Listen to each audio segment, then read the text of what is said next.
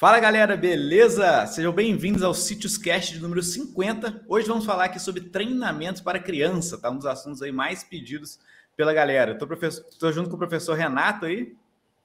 Fala galera, sejam bem-vindos aí a mais um episódio aqui do nosso podcast.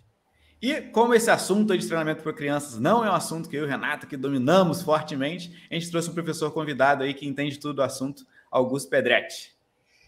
E aí galera, de antemão, Vitor e Renato, obrigado pelo convite. Show de bola, cara.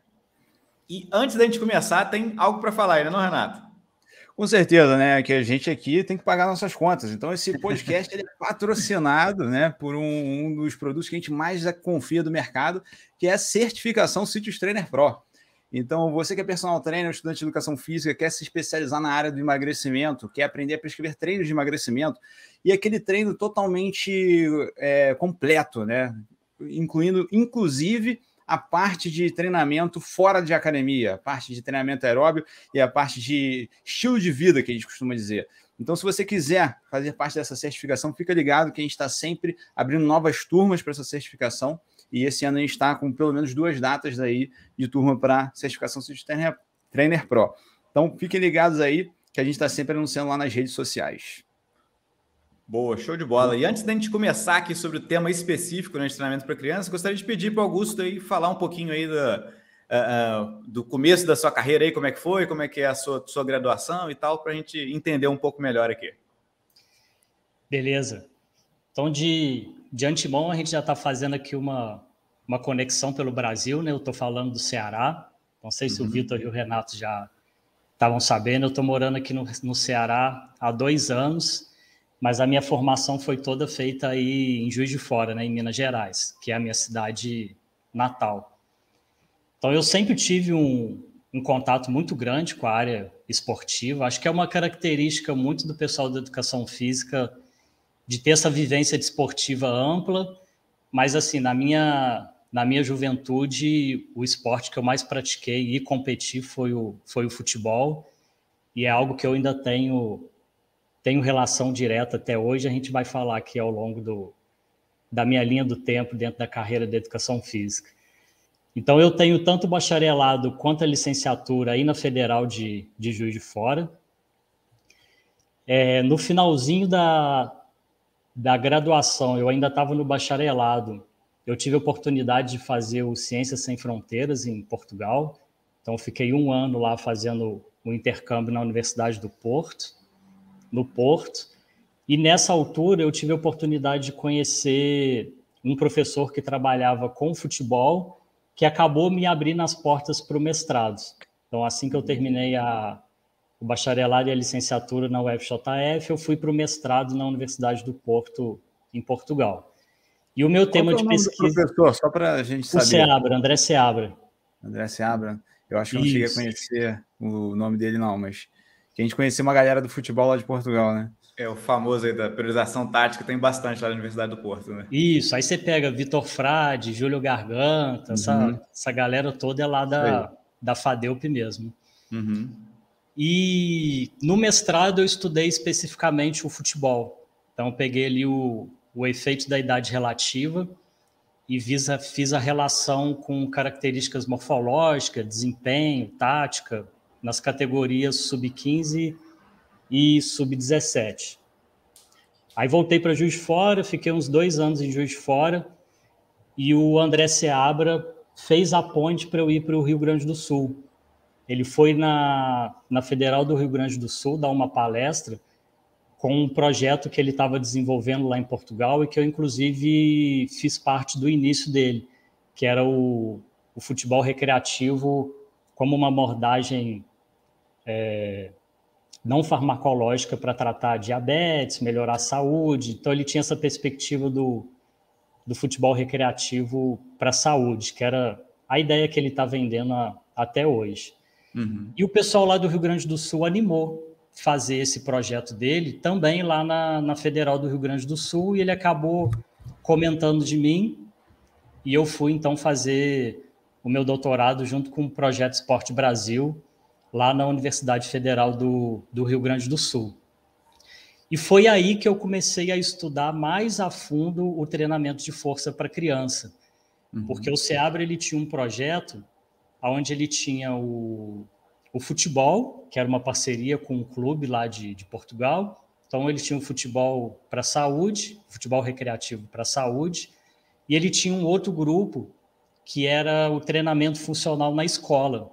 Então, ele tinha o controle, que eram os obesos controle, os obesos no futebol e os obesos com treinamento de força. E quando eu cheguei lá no Rio Grande do Sul, a gente resolveu juntar os dois. Então, no mesmo momento, a gente fazia uma parte com o futebol e a outra parte com o treinamento de força. E eu fiquei responsável por prescrever essa parte do treinamento de força dentro da escola. Então, foi aí que eu comecei a ter o contato mesmo mais a fundo com o tema, estudar mesmo, de fato, mais profundamente o treinamento de força com criança. E já no finalzinho do doutorado, eu passei no concurso aqui no Ceará, que é a Universidade Regional do Cariri, que fica no interior do Ceará, e estou aqui já vai fazer 2 anos como professor temporário. Aí aqui tem uma característica do professor temporário que você consegue ir renovando, não é igual o substituto que você tem que entra e sai. Então, a princípio, eu já tenho meu contrato por mais 2 anos, então até 2024 eu estou aqui no Ceará ainda. Perfeito, cara. Rodando bastante o Brasil, hein? Foi para o Sul, Nordeste. Igual cigano, mas eu tô querendo acabar com essa vida de cigano, para me estabelecer em algum lugar e ficar mais quieto. É difícil. E, cara, assim, quando surgiu, assim, o teu grande interesse nesse tópico de musculação para crianças, assim, foi alguma coisa que você... Musculação não, vamos botar treinamento, né? Foi alguma situação específica, assim, que te despertou essa vontade? Ou foi o interesse geral pela área? Eu já estudava as 2 áreas, mas não relacionadas. Então, eu estudava muito futebol, mais a categoria de base. Então, sempre me interessei com a formação e desenvolvimento de jovem atleta, mas eu também gostava muito da musculação. Então, fui professor de academia, fui personal, trabalhei em estúdio de treinamento funcional, trabalhei com crossfit. Então, aconteceu de que quando eu cheguei no doutorado, eu juntei as 2 coisas. Tanto a parte ali da criança e adolescente, que eu já estudava mais específico no esporte, no futebol, com a musculação, que eu também sempre gostei e estudei, aí conciliou ali e deu certo para o doutorado. Perfeito, cara. E até uma coisa que eu tenho visto hoje, assim, eu não sei até qual é a sua visão sobre o tema, né? Acho que antigamente, criança, exercício físico era praticamente esporte, né? Ah, não, vai fazer esporte, vai fazer luta, alguma coisa assim. Só que hoje eu vejo cada vez mais outras possibilidades, né? O treinamento funcional, crossfit, acho que, por exemplo, aqui em Juiz de Fora, praticamente todos os crossfits têm uma turminha ali de kids, né? Então, eu vejo cada vez tem mais outras possibilidades de exercício físico para crianças, né? Estão sendo criadas nessas oportunidades. Durante muito tempo ainda ficou esse tabu de o que a criança podia fazer, não podia fazer. Não é muito longe, se a gente olhar na linha do tempo, até mesmo os adultos, inicialmente não tinha muito essa característica de se treinar a força podia ou não podia.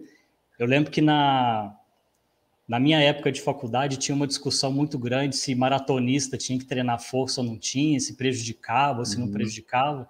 Então, ainda é um tema muito recente que, apesar da gente já ter um consenso na literatura sobre algumas coisas, é um tema aí que, se a gente olhar 20 anos para aprofundamento teórico, assim, de algo específico, é muito, muito cedo ainda, né? Falar que só 20 anos de estudo aprofundado sobre um tema, mas, felizmente, vem mudado aí, e acho que praticamente na última década tem mudado muito essa percepção para a criança também, né?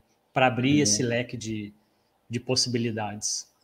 A gente comenta muito sobre isso, cara, que assim, a nossa profissão, né, a nossa faculdade, ela já tem bastante tempo, só que a nossa profissão de personal trainer, ela é teoricamente bem recente até.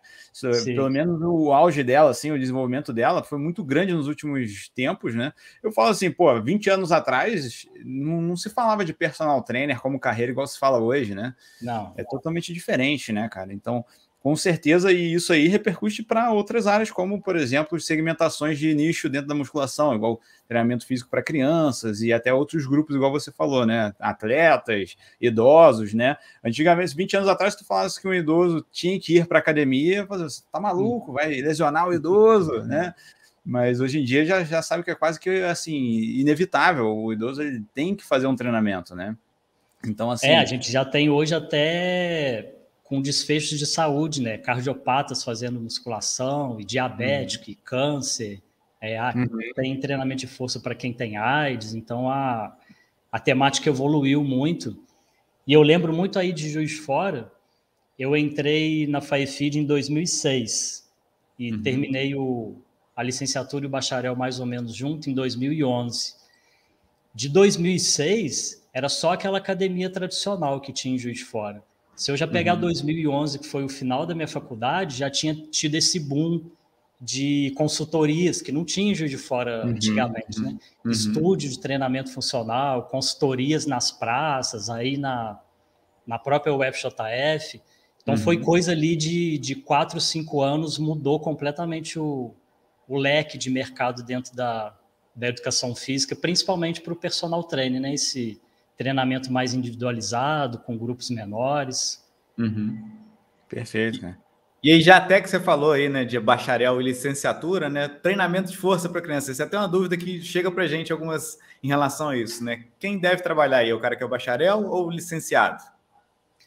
Essa é uma discussão que tem, eu acho que dentro da própria educação física como um todo, e se a gente falar especificamente para o treinamento de força, sempre fica essa, né? Quem que vai pegar? É o bacharel e a licenciatura? Eu posso considerar o treinamento de força como uma prática pedagógica dentro da escola ou não posso?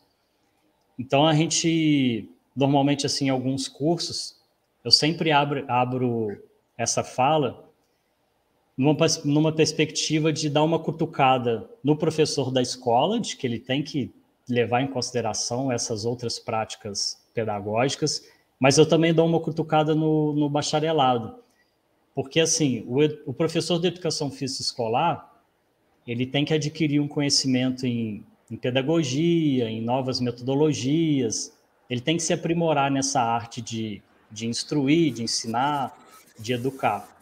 E, por outro lado, o professor do bacharel, ele também tem que pensar nessa área da pedagogia ou da sociologia, porque é tudo uma coisa só. Então, eu costumo dar um exemplo, e eu pego algumas fotografias que são os filhos da minha prima. Eu tenho uma prima de Muriaé, que é aí pertinho de Juiz de Fora, e normalmente eu mostro a foto deles, né? Ela tem um casal, né? Que é o Igor e a Alice.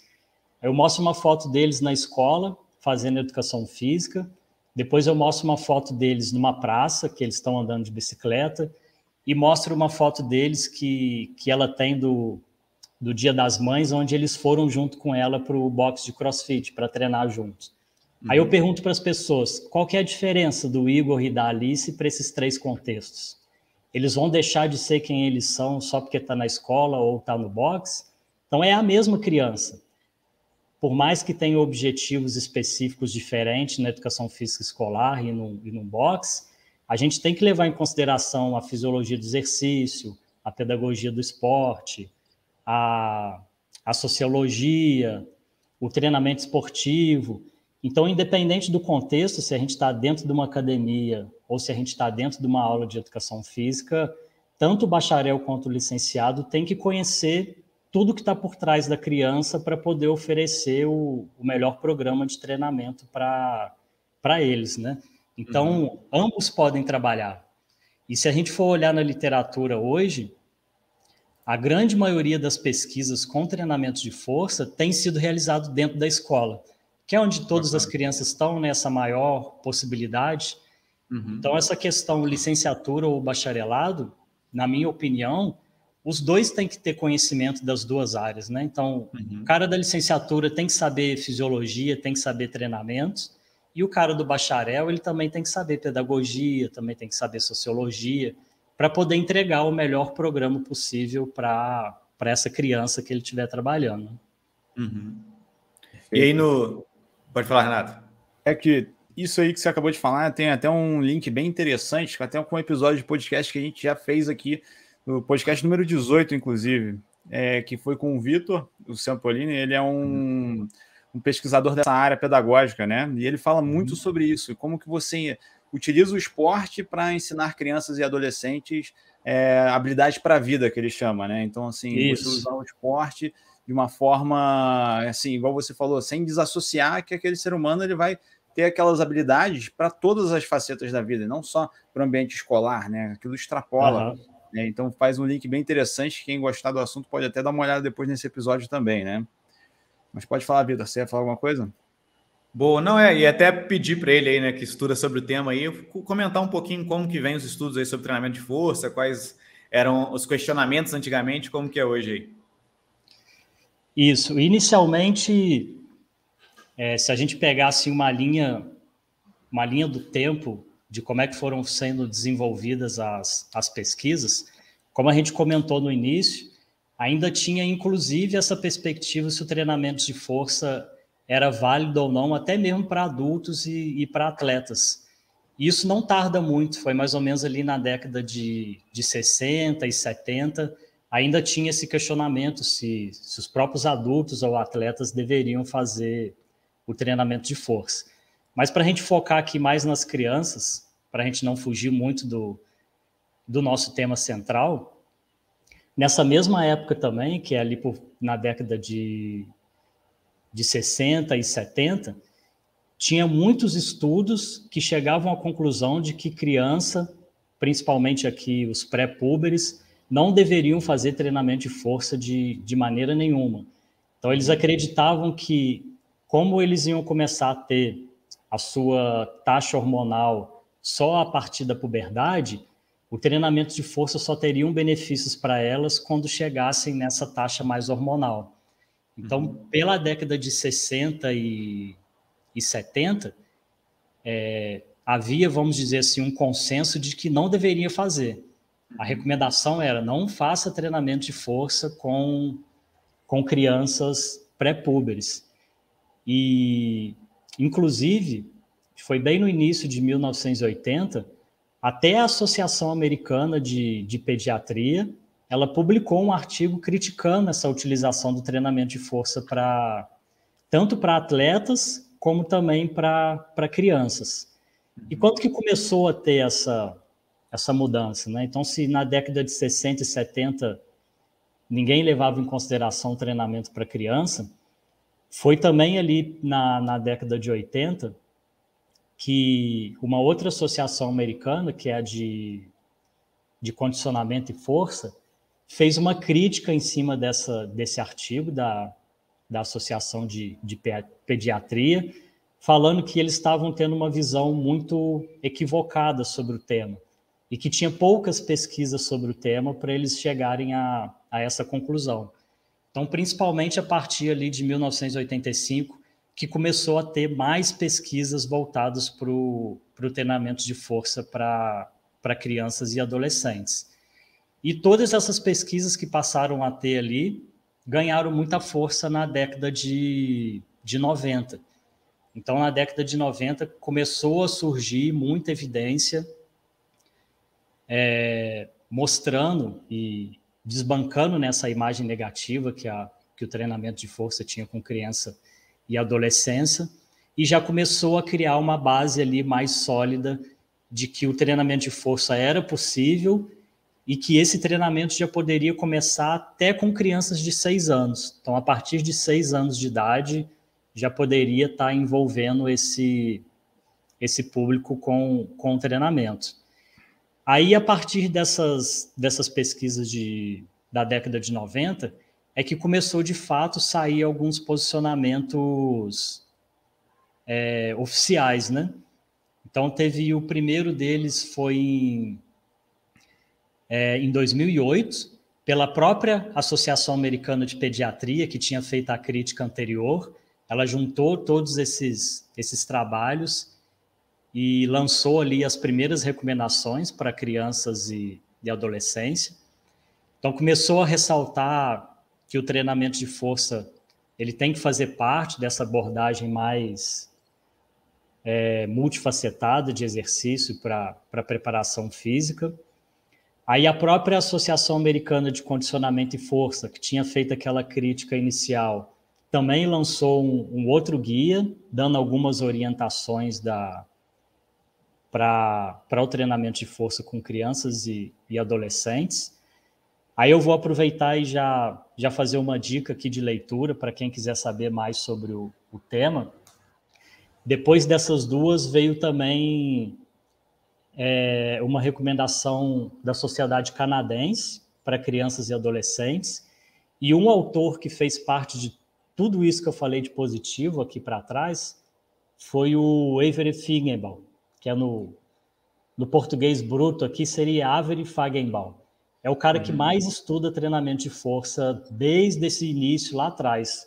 Então, inclusive, um dos primeiros artigos que vieram desmistificando o treinamento de força para criança é do Avery Feigenbaum. Então, tem muito estudo, tanto original quanto de revisão, quanto guias, aí na área de treinamento de força para criança. Então, praticamente a década de 90 e a década de 2000 foi essa grande mudança de eles enxergarem que o treinamento de força era possível, que não trazia prejuízos, que tinha vários benefícios para ser trabalhado com as crianças e adolescentes, até que entrou no guia oficial mundial, que é o da Organização Mundial da Saúde.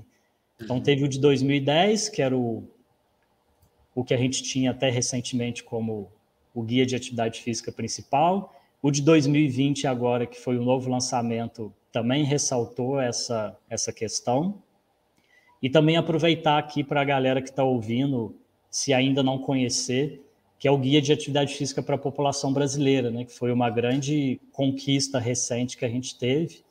Então, todos esses guias aí, eles preconizam que esse público específico de criança e adolescente, que dentro daqueles 60 minutos diários de atividade física que deve ser cumprido, tem que ter pelo menos 3 vezes na semana atividades que dá esse fortalecimento ao músculo e aos ossos. Aí vai entrar aí o treinamento de força e também outras atividades com impacto. Então, assim, de uma forma bem resumida, a gente saiu ali da década de 60 e 70 para uma crítica ferrenha ao treinamento de força, e principalmente na década de 90 e anos 2000, eles começaram a ter aí evidências de que o treinamento de força tinha que ser incorporado também para crianças e adolescentes. Bom, e tem até a partir de qual idade que essas crianças podem começar a fazer esse treinamento de força?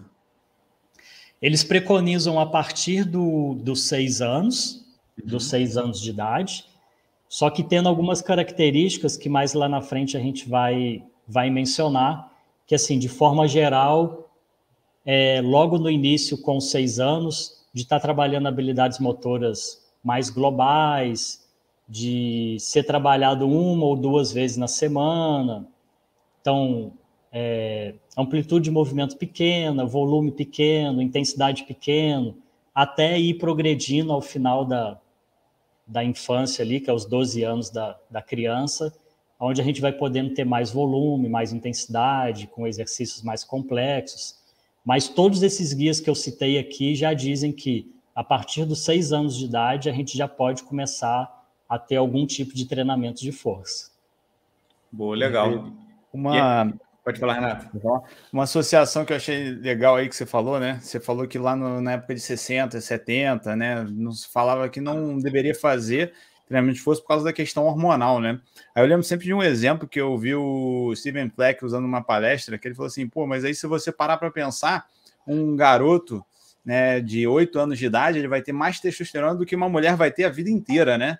Então, nesse caso, mulher também nunca pode fazer treinamento de força. Não vai fazer nada para sempre, né? Pois é, né? Porque não vai ter os níveis de testosterona, né? Mas isso aí, com certeza, e é o que a gente sempre fala aqui também, né? De você avaliar os aspectos do treinamento em variáveis crônicas, né? O que será que esse efeito do treinamento de musculação vai fazer com as crianças no passar dos anos, né? Será que vai ter algum mal? E é isso que a gente gosta de ver, essas referências que você passa, né? De ver esses efeitos crônicos, né? Do treinamento, não só pensando, fazendo um raciocínio fisiológico do que pode acontecer, né? Mas com certeza a gente vai chegar nesse ponto já, né? Isso.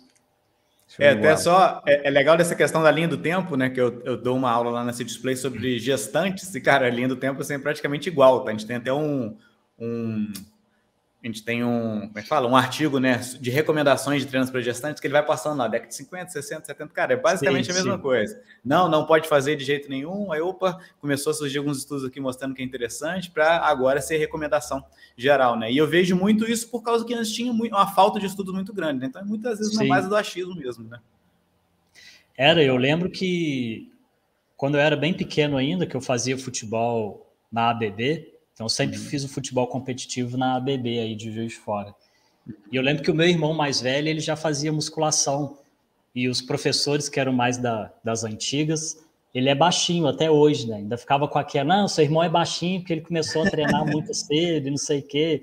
Então ainda tinha essa... A gente ainda tem um pouco ainda, né, com os professores mais das antigas, ainda é essa, não, mas será que a gente vai fazer ou não treinamento de força para criança?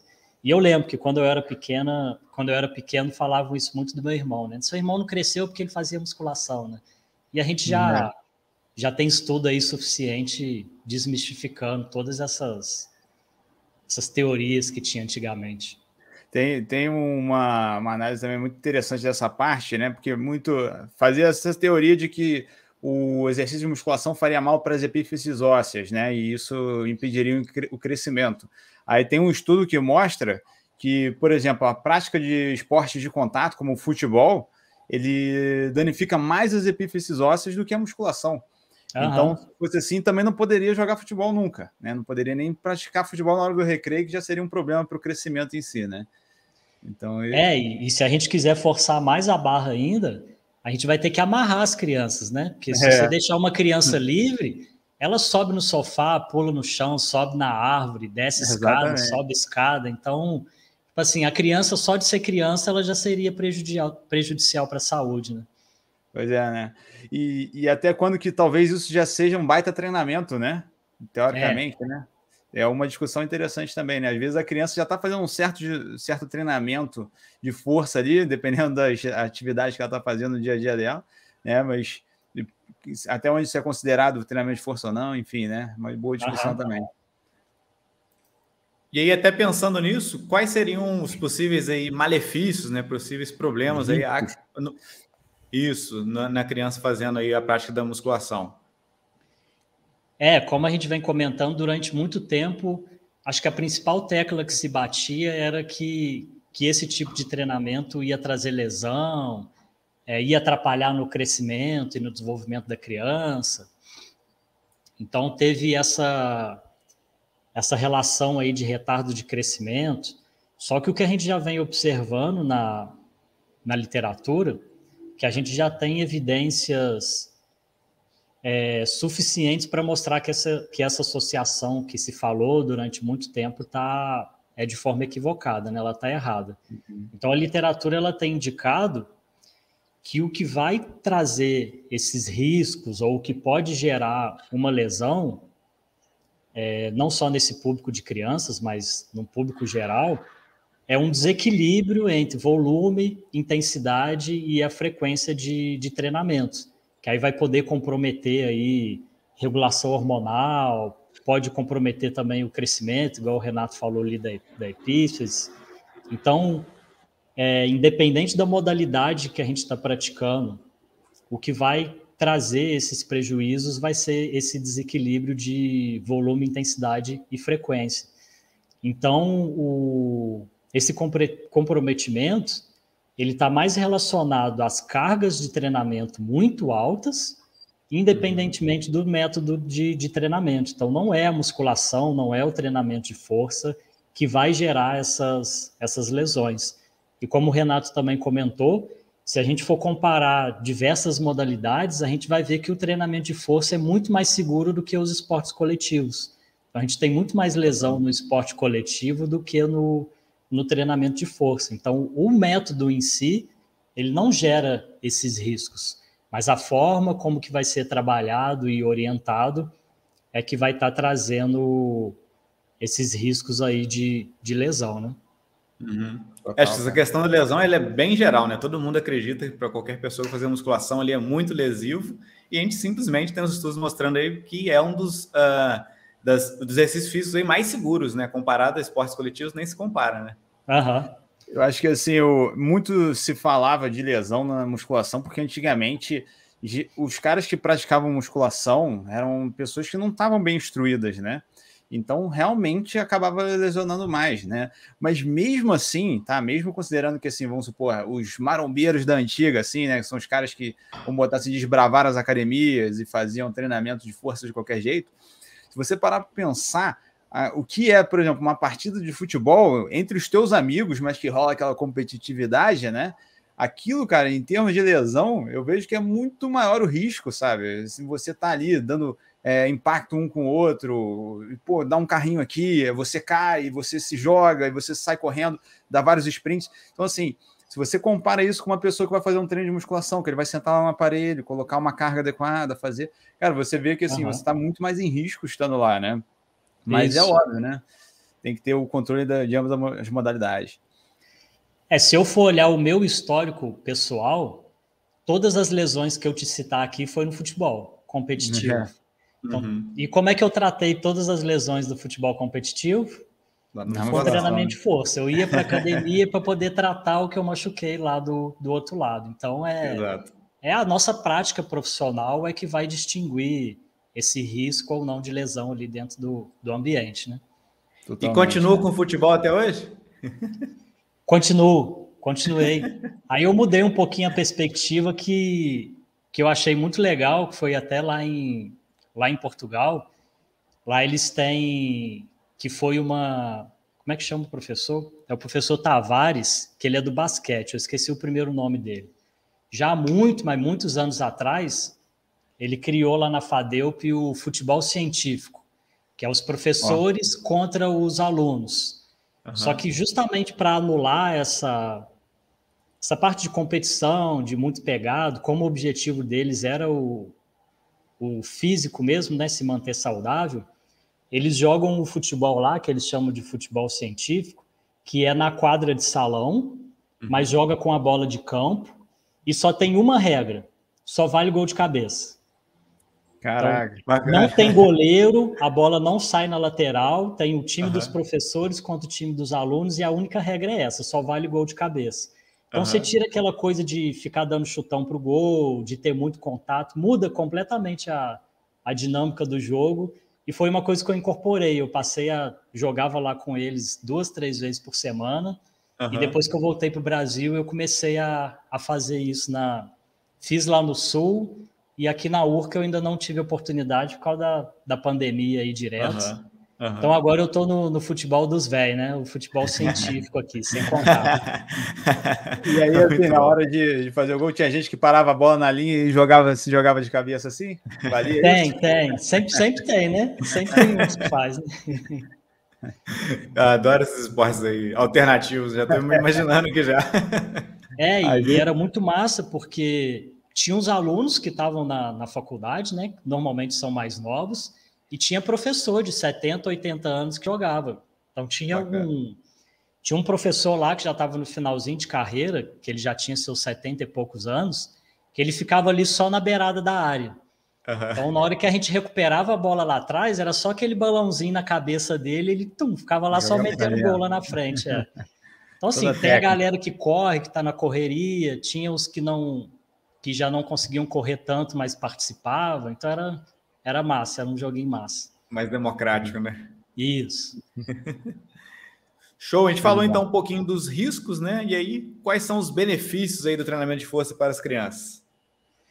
Isso, os benefícios, aí eu já vou até aproveitar e entrar um pouco da experiência que eu tive lá no doutorado.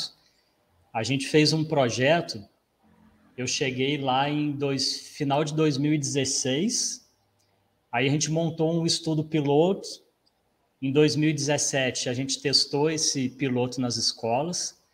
Aí não sei se vocês vão lembrar, também já faz um tempinho, que teve uma greve geral que parou tudo, parou universidade, escola, IF, foi geral, né? e pegou esse nosso estudo piloto na metade do caminho. Então, a gente não conseguiu ter dados, né, para publicar esse estudo piloto. E em 2018 a gente começou um estudo longitudinal. Então, a gente fez 18, fez 19 e depois veio a pandemia de novo, que foi dentro das aulas de educação física. Então, era crianças do 1º ao 5º ano, então era de 6 a 12 anos, e era um projeto guarda-chuva, tinha muito mestrando e doutorando junto. Então, a gente tinha avaliação de sangue, tinha o DEXA com a densidade mineral óssea, tinha gente estudando saúde mental, tinha cognição, aí tinha aptidão física. Então, tinha suporte parental, foi um leque ali de desfechos que a gente conseguiu estudar dentro da escola. Aí eu vou aproveitar e trazer alguns desses resultados que a gente teve lá no Sul. Então, se a gente for na literatura, a gente já vai ter aí vários benefícios do treinamento de força para a criança. Então, melhoria da aptidão muscular, melhoria da massa óssea, prevenção de obesidade e saúde cardiometabólica, tem a parte de cognição e saúde mental, que está muito em voga recentemente, mudança de estilo de vida. Então, já se sabe que o treinamento de força ele vai criar uma base sólida ali para que essa criança ela possa depois entrar no esporte, que ela possa ter uma vida saudável também na vida adulta. E o treinamento de força auxiliando ali na parte de habilidade motora, desenvolvimento neuromuscular, desempenho esportivo, se já tiver alguma criança mais envolvida. Mas aí vamos pegar mais ou menos por parte, né? Tentar falar um pouquinho de cada um desses. A gente fez parte da minha tese. Assim que eu cheguei lá no Sul, eu fiz uma parceria com outro professor que estava fazendo o doutorado lá também, que é o Júlio. A gente morava junto lá, que ele era do interior do Rio Grande do Sul e eu aí de Minas.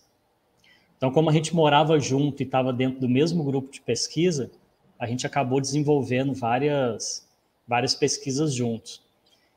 E na minha tese, a gente fez uma revisão sistemática sobre a promoção dos níveis de aptidão física dentro do ambiente escolar. Então, será que o treinamento de força dentro da escola melhora ou não melhora a aptidão física, né? A aptidão muscular? Então, depois de fazer essa revisão sistemática, a gente encontrou aí, de forma bem específica com o que a gente queria, 20 estudos que a gente selecionou para fazer parte dessa revisão. E o que a gente observou?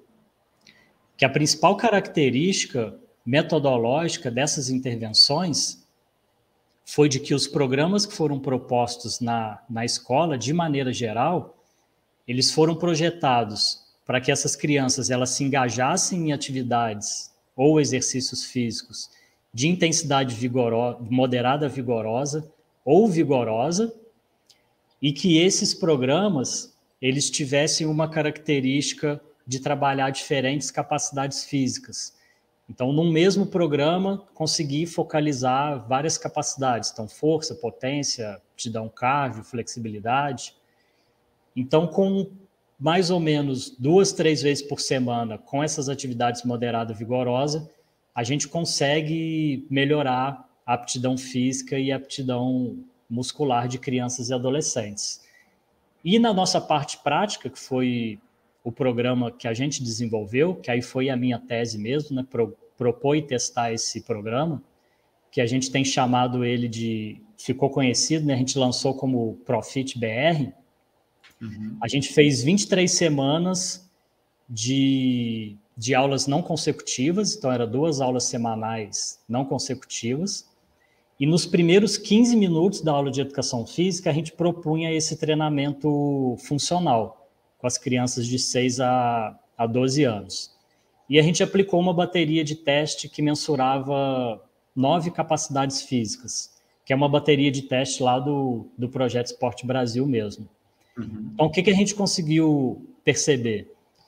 que mesmo sem estrutura, se a gente for pensar numa estrutura de academia, como a gente estava dentro da escola, então um treinamento funcional, utilizando o próprio peso do corpo durante 23 semanas, a gente conseguiu efeitos positivos, principalmente em força, potência, agilidade e velocidade dessas crianças, utilizando só o peso, só o próprio peso. A gente não tinha nenhuma máquina, nenhum peso extra, nada. Então, só fazendo treinamento de resistência com o peso corporal, a gente conseguiu melhorar força, potência, agilidade e velocidade dessas crianças de 6 a 12 anos. Então, é de forma bem simples, sem material muito custoso, os professores aí vão estar conseguindo melhorar a aptidão física e a aptidão muscular dessas crianças e adolescentes. Pô, eu achei legal que no projeto aí eram apenas 15 minutos, não era isso? Antes 15 minutos. Porque o nosso objetivo, que é o que a gente ainda vai... A gente está com a perspectiva de lançar agora esse ano, o Projeto Esporte Brasil, ele tem essa bateria de testes para aptidão física, que é específica de criança e adolescente, na perspectiva de ser aplicada nas escolas brasileiras. Então, já tem 25 anos que ele dá suporte aos professores de educação física escolar. Então, a gente queria criar um programa que também pudesse ser incorporado dentro das aulas de educação física. Se fosse um programa muito longo, ninguém ia querer fazer, porque fala assim, tá, e onde é que ficam os outros objetivos específicos, né, da educação física? Então, a gente montou esse programa de treinamento funcional com 15 minutos, nessa perspectiva de que o professor aplica 15 minutos no início da aula e depois ele ainda pode trabalhar os outros conteúdos específicos da educação física escolar que ele tiver planejado, né? Então, já tem... principalmente com o Avery Fingenbaum, né, que eu comentei ali anteriormente, essa é uma ideia dele, de que só com 15 minutos a gente já consegue mudar ali o quadro de aptidão física de crianças e adolescentes. Pô, bem bacana, porque eu imaginei exatamente isso, né? Eu falei, pô, mas aquele professor normalmente já tem aquele padrãozinho ali de aula, ali, pô, vou colocar uma aula também de força, aí o cara já ia querer fugir, né? Mas, pô, 15 minutos ali não é uma dificuldade, uma barreira muito grande, né? Isso. Ele, bem rapidinho, ele consegue dar conta ali do conteúdo e depois ministrar o que ele programou para a aula, né? E um outro tema que tem sido estudado também muito recentemente, que normalmente tem muitos estudos com adulto ou com idosos, né, que é em relação à massa óssea, que foi um dos nossos objetivos assim, indireto. A gente fez a avaliação da massa óssea com o DEXA, mas pensando no doutorado do Júlio. Então, a gente chegou até a fazer uma revisão sistemática com meta-análise sobre esse assunto, que a gente criou um protocolo de avaliação para poder avaliar a saúde óssea das crianças. Então, hoje a gente tem uma bateria de testes lá do Projeto Esporte Brasil, que a gente consegue fazer uma triagem com alguns testes de capacidade física, que é o arremesso do Medicine Ball e a velocidade, e a partir desses dois testes a gente tem uma noção sobre a saúde óssea das crianças, né? Então, o que a gente fez? A gente aplicou os testes de aptidão física, avaliou todas essas crianças no DEXA e depois usou ali umas ferramentas estatísticas para poder ver qual seria o ponto de corte de aptidão física de criança que tinha baixa massa óssea e boa massa óssea. E foi legal essas duas revisões, porque a primeira eu fiz para minha tese. Então, era mais para programas de intervenção assim, mais geral. E essa segunda que a gente fez, que foi para a tese do Júlio, era específica para massa óssea. E a gente teve a mesma conclusão no final. Exercícios, 2, 3 vezes por semana, com sessões de 15 minutos, intensidade moderada, vigorosa, com exercícios que tragam impacto, né, como treinamentos de força ou os esportes coletivos, são os mais adequados para melhorar tanto o conteúdo quanto a densidade mineral óssea de crianças. Então, acabou que a gente fez 2 revisões, cada um para sua tese, e chegou na mesma conclusão lá no final. Então, é seguro fazer esse trabalho com crianças, e os benefícios que vão trazer para ela aí vão ser inúmeros, né? Então, a gente já viu que tem a melhora da aptidão física e da aptidão muscular, e a gente também conseguiu ver que tem essa melhora tanto do conteúdo quanto da densidade mineral óssea, e que a gente sabe que todo ganho que essas crianças tiverem aqui na infância e na adolescência, principalmente para as meninas, vão prevenir, né, a osteoporose lá no final da vida, né? Então, o pico de massa óssea que acontece no final da adolescência, ele vai ser construído aqui na idade ainda a partir dos 6 anos. Então, a gente trouxe, além desse estudo de intervenção, a gente já tem aí submetido, mas não foi publicado ainda, essa perspectiva de avaliar a saúde óssea da criança sem precisar do DEXA, né, que é muito caro a gente fazer um exame ali de densitometria óssea. E até de curiosidade, você continua aí na área aí também publicando, continua envolvido com as pesquisas? Sim. Como eu tive uma transição de assumir aqui no Ceará, já no meu final do doutorado, assim que eu defendi o doutorado, eu fiquei um tempinho parado, até para dar uma relaxada ali dos 4 anos na pegada direto que a gente estava, mas eu continuo com essa parceria, tanto lá no Sul, né, com o Projeto Esporte Brasil. Então, a gente está agora colocando esses estudos para frente, tem muita coisa para a gente publicar com esse projeto. E eu também continuo com a parceria com o Marcelão aí de Juiz de Fora, né, que tem o Futebol FJF. Esse programa que eu fiz na minha tese, que é o Profit BR, a gente está aplicando ele lá nas categorias iniciais. Então, o Sub-11 e o Sub-13 aí do Futebol FJF tá fazendo o Profit BR para melhorar a aptidão física deles. Então, ainda continuo com a parceria aí. Boa, bacana. E aí, para a galera que, poxa, não entende ainda muito do assunto, quer começar a prescrever treinos para crianças, aí, o que você pode trazer aí de algumas diretrizes gerais aí, do que ele pode fazer com prescrição de treinos para crianças? Isso, eu estava até recentemente, acho que foi semana passada, eu peguei para escutar alguns podcasts que vocês já tinham gravado, e eu acabei escutando um que foi por vocês dois que fizeram, sobre prescrição, né? Aí eu lembro que no finalzinho ali o Renato até brincou, falou assim, vamos fazer uma receitinha de bolo aqui para os Masterchef, né?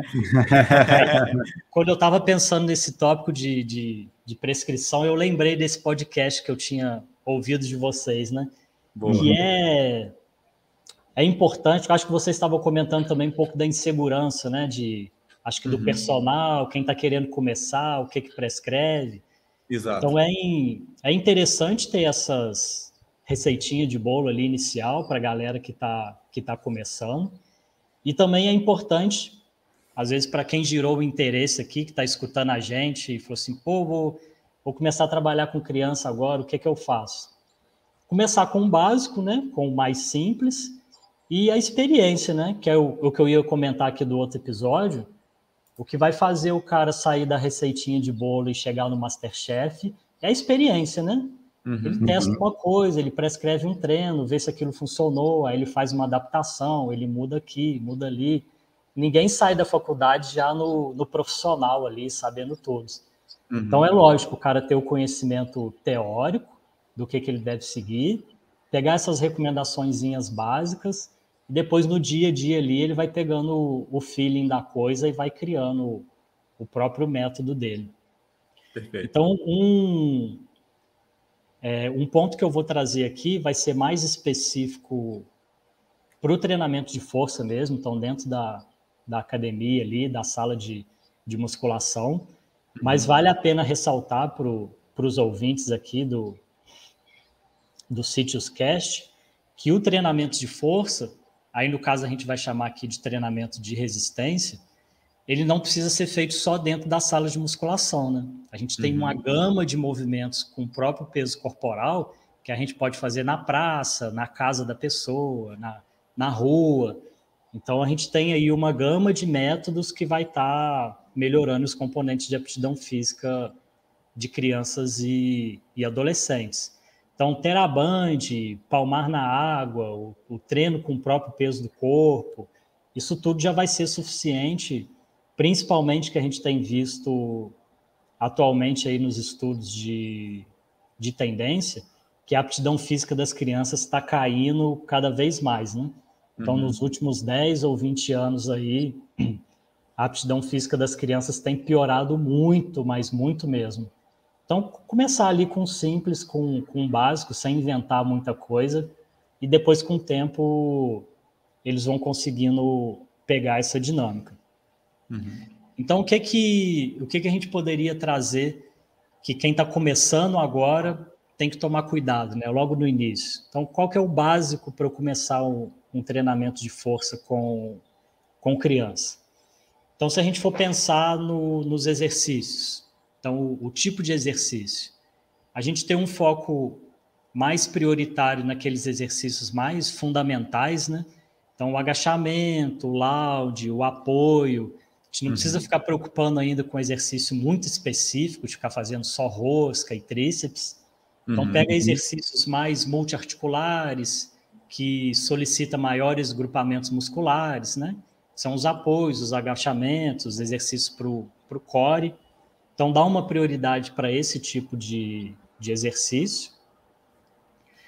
Na execução do exercício, a gente ia evoluindo de uma amplitude de movimento mais básico ou menor, para depois a gente progredir para amplitude maiores.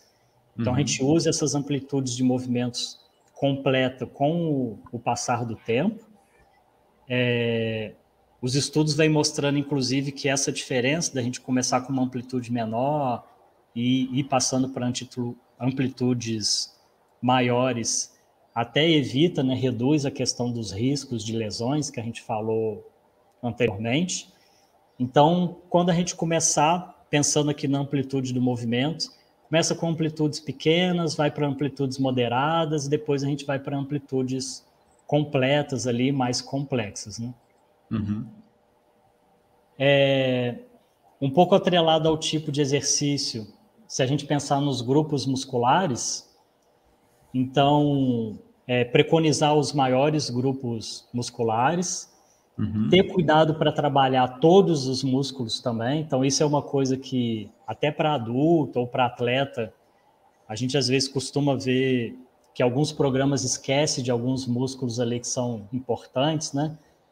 Eu lembro que bem no início assim, da musculação eu via alguns treinos que esqueciam de ter exercício específico para o posterior da coxa, às vezes para o ombro, esquece um pouco do core ou da lombar. Então, ter esse cuidado de trabalhar os principais grupos musculares, né? De trabalhar um pouco de tudo. Como a gente está falando de criança, então aqui se eu pegar especificamente, se eu tiver uma criança de 6 anos, a criança, quando ela sai ali dos 4, 5 anos e vem para os 6 anos, ela praticamente está aprendendo a se movimentar ainda, né? A gente vê no dia a dia a criança, às vezes, ela está correndo e cai sozinha, né? Não tem uma pedra no chão, não tem um buraco, ela tropeça nela mesmo e cai. Então, é importante a gente focalizar bastante no equilíbrio. Então, a gente tem que ter essa parte de equilíbrio. Então, o equilíbrio pode ser um equilíbrio estático, pode ser um equilíbrio dinâmico. Depois, a gente pode utilizar das plataformas instáveis. Então, lembrar também dessa parte de equilíbrio, porque a criança ela ainda está aprendendo a se movimentar. Ter um cuidado com simetria, esquerda, direita, membros inferiores, membros superiores. Então, estimular essa forma global da criança. Então, a gente ter esse equilíbrio, essa simetria entre agonista e antagonista. E, como eu comentei aqui bem no início, tentar observar essas fraquezas que são comuns no dia a dia, né? Que é lombar, às vezes o manguito rotator, os adutores, que às vezes a gente, no geralzão, a gente esquece deles. Então, às vezes, depois também é bom a gente dar uma uma atenção especial para essas musculaturas que muitas vezes são esquecidas. E a intensidade, né? A gente falou de grupos musculares, tipos de exercício, e se a gente for pegar aqui dentro das repetições, começar com 10 a 15 repetições, da mesma maneira que a gente começa com pequena amplitude, vai para uma amplitude maior, a gente começa com velocidade de execução moderada para depois ir aumentando essa velocidade. E o que eu costumo enfatizar muito, que apesar da gente colocar aqui 10 a 15 repetições máximas dentro dessa faixa etária de crianças, a gente dá sempre ênfase no movimento controlado. Então, a gente preconizar mais a qualidade do movimento do que inicialmente aqui com as repetições e a intensidade.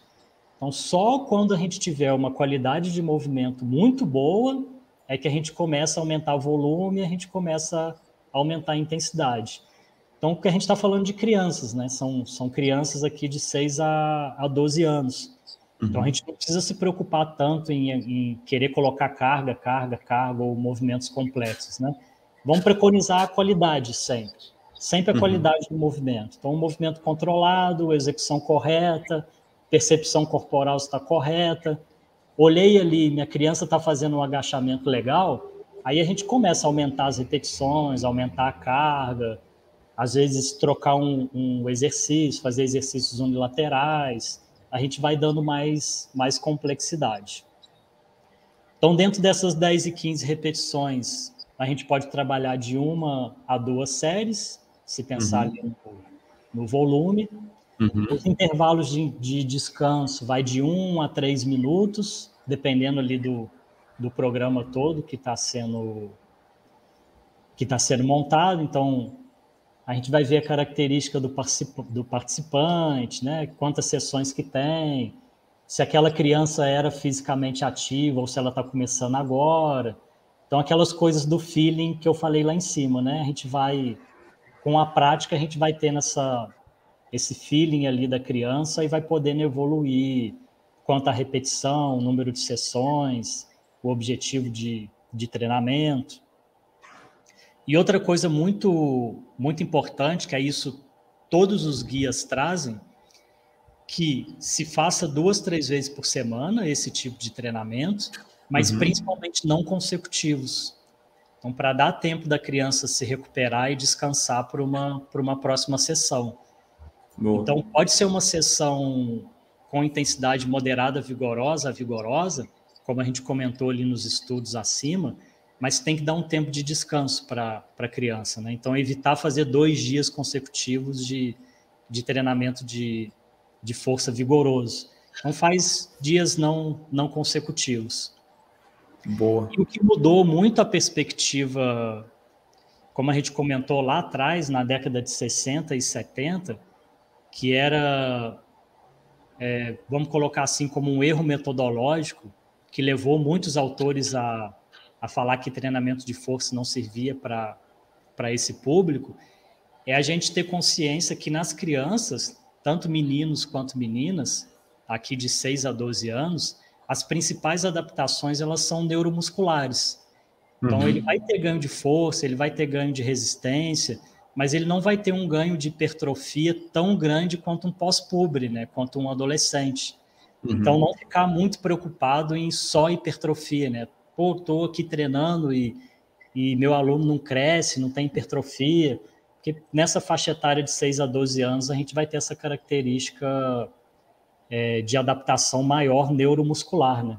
Então, dar tempo ao tempo que a longo prazo essa criança vai se desenvolver no ponto de vista de tamanho corporal, né? De hipertrofia. Boa, acho que tem uma passo a passo aí bem legal para a galera, né? Acho que o cara que estava perdido agora, ele com certeza já se encontrou, né? Já tem ideia para que lado que vai correr, né? Pois é, exatamente. E uma dúvida que eu fiquei, que me veio na cabeça aqui agora, quando vocês aplicaram lá o treinamento de força com as crianças lá dentro da escola, né? Como que foi a resposta delas em termos de gostar, não gostar? Foi interessante para elas? Vocês têm alguma avaliação em relação a isso? Cara, foi bom você falar nisso. Como a gente tinha também uma perspectiva de avaliação lá, que era o suporte parental, então a gente via se os pais faziam atividade física ou exercício com os filhos, então a gente tinha um contato muito próximo com os pais das crianças. E eu era o responsável por ter esse contato direto para marcar a avaliação, explicar o treino. Então eu tive, da equipe que a gente tinha, eu era o que tinha um contato mais próximo com os pais. Cara, os pais comentavam com a gente que muitos dos nossos alunos, quando tinha outros irmãos, eles chegavam em casa, montavam o circuito em casa e botavam os irmãos para treinar juntos. Ou seja, eles gostaram, mas gostaram muito, muito mesmo. Nessa perspectiva de que a gente treinava com eles na escola de manhã, eles chegavam em casa à tarde e botavam os irmãos deles para fazer, eles criavam o circuito deles dentro de casa. Então, a receptividade e o gosto deles, né, por esse tipo de treinamento foi muito bom. Foi muito receptivo. E uma característica também muito importante, aproveitando a sua pergunta, é que como era uma educação física escolar, a gente tinha uma turma heterogênea. A gente não tinha como separar. Então, era menino, era menina, era criança com baixo peso, com peso normal, com obesidade, com baixa aptidão física, com aptidão física alta. Então, é um tipo de treinamento, esse treinamento funcional, que a gente fez em forma de circuito, que a gente conseguiu dar oportunidade para todo mundo. Então, todo mundo fazia, cada um conseguia fazer no seu ritmo. Então, foi muito bem aceito na perspectiva de, como eu comentei contigo, né? Eles saíam da escola e levavam isso para os irmãos, para os familiares. Então, se a gente puder dar uma recomendação assim, especial, preconiza a técnica, preconiza o controle postural e torna esse treinamento mais agradável possível, né? Tentar trazer que as crianças se divirtam enquanto está fazendo esse tipo de treinamento, que elas gostando, se elas gostarem da primeira aula, elas compram a ideia e vão querer fazer aquilo para sempre, né? Vão cobrar os pais e os professores para estar fazendo mais. Foi bem legal a experiência que a gente teve lá. Resposta positiva, né? Perfeito. E aí, ô Gutinho, acho que tem mais alguma coisa que você queria falar aí pra gente? Conteúdo? Conteúdo já foi bastante, né? Eu sei que tem uma parte aí que você disse que é um assunto que tem bastante conteúdo, que é a parte de treinamento integrativo neuromuscular, né? Isso. E que pode ser um bate-papo futuro aí para a gente fazer, né? Que pode. E esse treino integrativo foi a base teórica que eu utilizei para fazer essa intervenção na escola. Então, é um método de treino que a gente consegue, na mesma sessão, trabalhar força, agilidade, potência, resistência, flexibilidade. Então, é uma perspectiva que ele traz ali 6 capacidades físicas, que a gente, em todas as sessões de treinamento, vai estar presente essas 6 capacidades físicas para poder estar criando ali uma base futura para essas crianças se engajarem no esporte. Então, é um tema que rende um podcast novo aí para o futuro. Exato. Bacana. Divulga aí pra gente aí. Você tem um podcast só sobre esse assunto? Divulga aí pra galera saber. Isso. Eu e o Júlio, que eu comentei ali, que foi o parceiro de doutorado, a gente ficou muito tempo planejando e vamos fazer alguma coisa. E em setembro do ano passado a gente lançou o Fit Kids. Então é um podcast que fala de atividade física para crianças. Então a gente finalizou a nossa primeira temporada, tá com 13 episódios, e todos os episódios são sempre voltados para criança. Então tem iniciação esportiva, tem benefícios do exercício para ansiedade e depressão. Mais recentemente agora a gente falou sobre o exercício físico para pessoas com deficiência. Então são diversos temas aí, e todos eles relacionados com a criança. Então, quem quiser tiver interesse aí em acompanhar a gente, tem o nosso Instagram lá, que é o Fit Kids Podcast, e também o podcast lá no Spotify, que é o Fit Kids. o nosso podcast aí de atividade física para criança. Show de bola, cara. Boa, para quem quer ir mais a fundo sobre o assunto aí, com certeza vai ser um tópico interessante, né? Isso aí. Então, acho que é isso, né, Renatão? Eu acho que sim, né? E queria agora, então, agradecer aqui a participação do Augusto, dele ter disponibilizado esse tempo e compartilhar todo o conhecimento com a gente. A gente aqui na CITES, a gente preconiza muito o conhecimento científico, mas dessa maneira que foi passado aqui hoje, aplicado na prática, com os resultados ali na prática, né? E não só vir aqui falar de pesquisa e nunca ter aplicado, né? Então, eu tenho certeza que o conhecimento de hoje aqui vai ser muito válido para o pessoal. E é o que eu sempre falo. Eu falei isso quando a gente fala de treinamento para gestante. Eu sempre falo aqui que a gente, ou algum dia na nossa vida, a gente vai conhecer uma gestante, né? E quando se trata de criança, mais ainda, né, cara? Quantas crianças a gente conhece e vai conhecer ao longo da vida? E você, sendo personal, você tem que saber o mínimo de recomendação para criança, porque se um dia um amigo seu perguntar assim, pô, meu filho pode fazer musculação, né? Você tem que saber mais ou menos direcionar, né? Então, tá aí uma grande importância desse conhecimento desse episódio aqui de hoje, né? E eu queria agradecer demais, tá, Augusto, pela tua presença aqui e por ter compartilhado aqui com a gente. Eu que agradeço, Renato, e fica a dica aí para a galera que está escutando a gente, porque essa é uma fatia do mercado que ainda carece de profissionais. Uhum. Ainda é muita pouca gente que tem se dedicado a trabalhar com crianças. Então, quem tiver aí meio perdido, sem saber qual fatia do mercado ainda está disponível, o trabalho com crianças é uma possibilidade aí bem legal para quem está começando agora e para quem também já está no mercado e quiser diversificar, né? Treinamento com criança está disponível aí para todo mundo.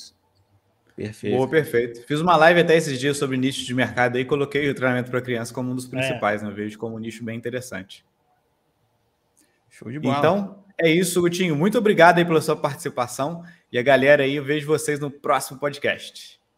Valeu.